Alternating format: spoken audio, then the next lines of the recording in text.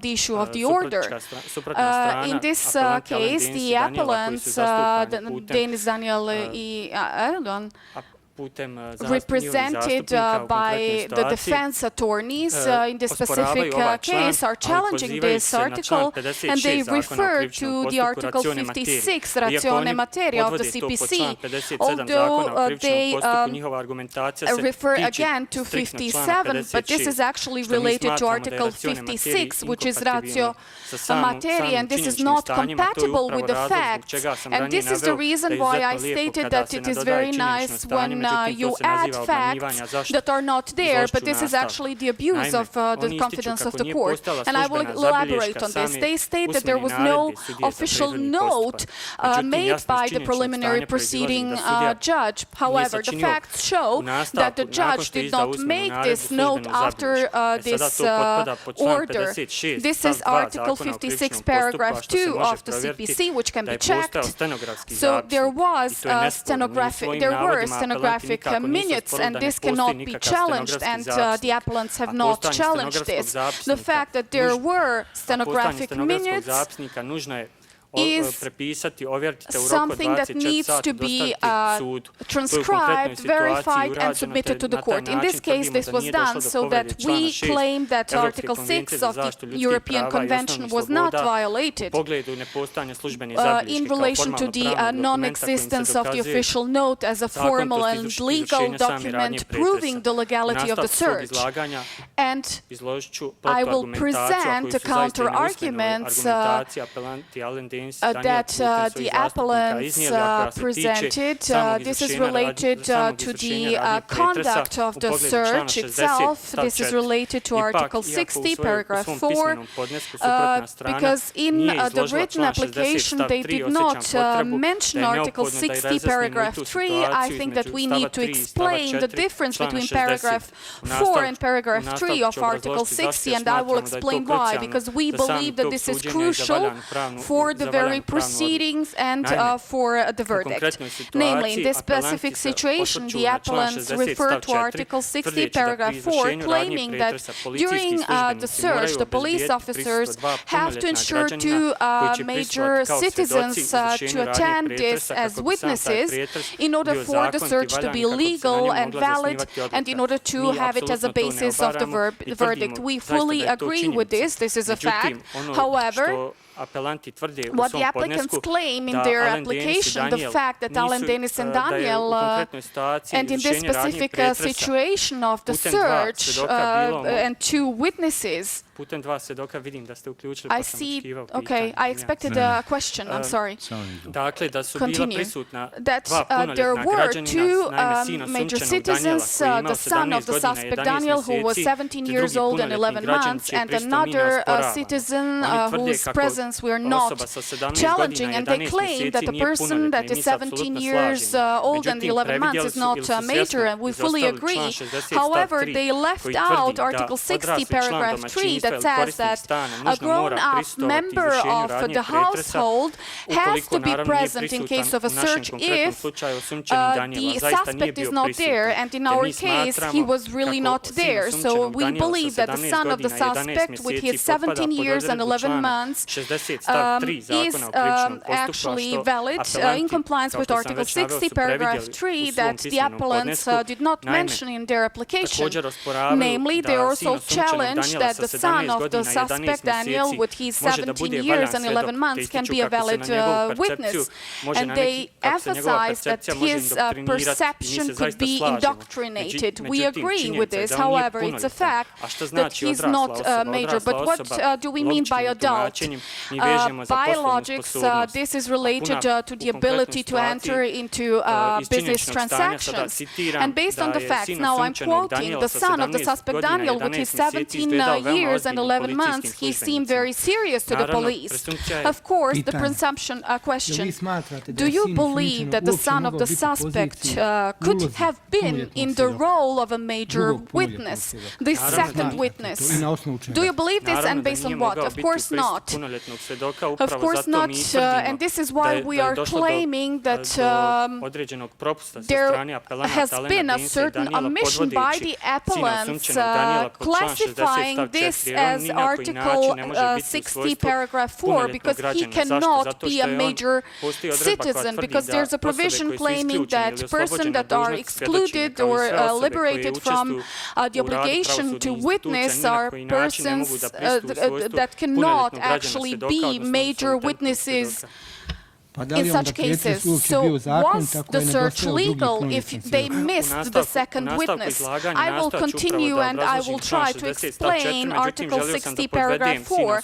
I just wanted to mention the son in relation to paragraph 3, because although the opponents ignored this fact that the member of the household has to be present, we believe that we proved that this was valid because one person signed the minutes on the search. Now I will refer to this question that you just had. Namely, during the search, 2 major citizens have to be there as witnesses. We fully agree with this, and in this specific situation, there was 1 major citizen.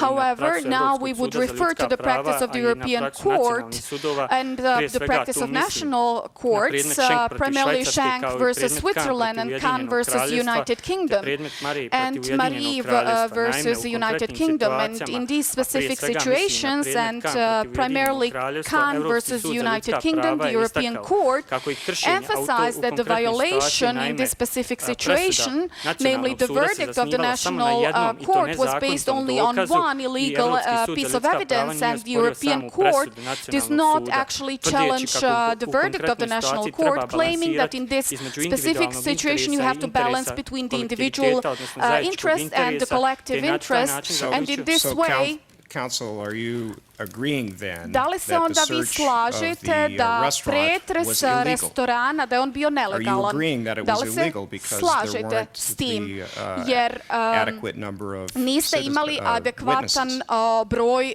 svjedoka? Thank you for your question. In this specific situation, and I haven't actually presented this yet, I wanted to refer to the urgency of the actions, because No, I want to know your answer to that question. Ne, ja želim da mi odgovorite na pitanje, jer zapravo čini se da se slažete da je to nelegalno, ali kao da vam to ne smeta. Ali moje pitanje za vas, i molim vas odgovorite na to, da ili ne, da li je to bila nelegalan pretres restorana ili ne? No, it was not illegal. It was not legal or not illegal? I'm sorry. It was not illegal, meaning that it was illegal. It was legal, I'm sorry. I will explain why it was legal. Because the urgency of this specific case resulting from, and we are basing this on Kahn versus the United Kingdom, where the court was of the opinion that the action itself does not have to be illegal, even in case when all provisions have not been complied with. In our case, this is CPC, and in case of this case versus United Kingdom, this was related to some other provisions of the national legislation. So we emphasize that in this specific situation, the appellants did not refer to the urgency of the case, which results from the action itself. In this situation, it was not expected that they would conduct the search, because there was a verbal order, and it is impossible to actually challenge that there was urgency. And in such cases, police officers have difficulties to ensure the presence of major witnesses, meaning 2 major citizens in compliance with Article 60, paragraph 4. This is why we believe that the presence of these witnesses actually was very difficult to ensure, and this is also confirmed also by these cases that we referred to. If you don't have any additional questions, I do have a question for you. Ja imam pitanje za vas. your counsel also said that the search Također of the ste rekli da vehicle je was urgent. pretres vozila bio And I'm hitan. wondering Ja se what's the pitam urgency here to koja je search to the restaurant? hitnost Aren't the da three se people pretrese in custody and they're restoran, being ove detained? tri osobe Why koje su couldn't bile the pritvorene? police Zašto get a written order to policija nije search the mogla restaurant dobiti pisani and nalog to da make sure they had two pretrese people present? restoran What's the i da urgency? osigura prisustvo dva svjedoka? Koja je to hitnost da se to nije moglo osigurati? U svom pismenom, a i usmenom izlaganju, što bi iskoristio ovdje priliku jer postavljate pod pitanje, naime, apelanti Alan Denis and Daniel, represented by the attorneys in Article 5, the colleague said that we cannot claim that there were only three suspects. And we are referring to this part specifically emphasized by the appellants. We claim that there is a possibility that there were not just three suspects, because in case of more suspects and the nature of the criminal offense, the drug, heroin, is very easily destructible or disposable of, so that in case of a fourth or fifth suspect in such a situation, it would be very difficult to obtain a written order. And this is why we emphasize that this case was urgent, and the applicants also emphasized this, although this was not part of the fact. And this is why we refer to their interpretation of the case and challenge their arguments. And I would like to refer to the statement made at the police station as well by the suspect Daniel, namely the applicants stated that the attorney was not present, and we fully agree with this. And we refer to Murray versus United Kingdom, where it is stated that in situations when the defense is not obligatory, the statement that is made can be used during the hearing, and this was confirmed by the decision, by the verdict Šljivo. In that case, there was a change in the statement.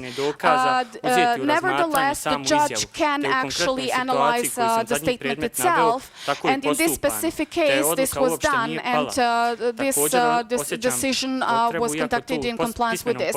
And also, they did not present this in their written application when they referred to the suspicion and reasonable doubt in relation to the arrest, when they emphasized that the person was arrested exclusively based on the anonymous source. We challenged this, of course, and this very hypothetical case as well, because it is true that the information came from an anonymous source. But what does this mean? This means that the SIPA in this specific case acted based on this anonymous information, so that they fully ignored the fact that SIPA acted based on this anonymous information, that they conducted a procedure based on which they actually had sufficient suspicion to arrest the person. They claimed that this was actually based only on the anonymous source, but we actually challenged this because there was also an investigation. And my colleague Hadžić will... Hvala vam za odgovor. Your Honor, I would like to refer to the alleged violation of the Article 8 of the European Convention regulating the right to privacy and family life, home and correspondence. The applicant stated that this article was violated based on the fact that during the search, the journal was seized, and the journal allegedly contained the correspondence between the suspect Daniel and the attorney. First of all, I would like to emphasize that the state of Bosnia and Herzegovina understands the importance of the correspondence between the attorney and the client, that this has to be secret and respected. However, the state has to equal this right to the certain need to fight crime. And as the European Court stated in Michat versus France, where the court stated that there were certain actions violating Article 8, but they do not actually violate the convention itself. I would also refer to Article 3 of the European Convention that provides for the obligation of the state to have an efficient legal system that would prevent the commission of criminal offenses and to ensure punishment of the perpetrators. And the Republic of Croatia, in case of Šačić versus Croatia, confirmed this. And I would refer to the fact that the journal contained correspondence between the applicant Daniel and a certain lawyer. In this specific case, not his attorney, because based on what do we know that this is his attorney? According to Article 39 of the CPC of Bosnia and Herzegovina, the attorney is the person who has the power of attorney to represent this client, and this power of attorney has to be submitted, and I don't remember that the journal contained such a power of attorney. And then, in addition to this, there is no certainty that the journal does not contain something else as well that can be used as evidence in the proceedings related to the quantity of drugs, the dates of delivery, and similar. Your time is up. Your Honor, can I have only 2 minutes more? Yes, please, but hurry. I will give you 3 minutes, but you actually have to finish in 2. Okay. I would like to refer to the interpretation of the European Court for Human Rights in relation to what is actually correspondence between an attorney and a client. Correspondence means that these documents are sent by mail, and the European Court extended this term, especially in case Malone versus United Kingdom, where this was extended to phone calls, and in case Halford versus United Kingdom, also to emails. In this specific case, the European Court has the intention to protect the correspondence between the attorney and the client, which is necessary for the defense, for the functioning of the defense and their communication. But the journal as such does not actually enter into correspondence according to the provision of the and definition given by the Convention and the practice of the European Court. And this is why we believe that Article 8 has not been violated. And I would like to emphasize that the application of the applicants in this case is not founded. Thank you very much. We will continue at 10:25.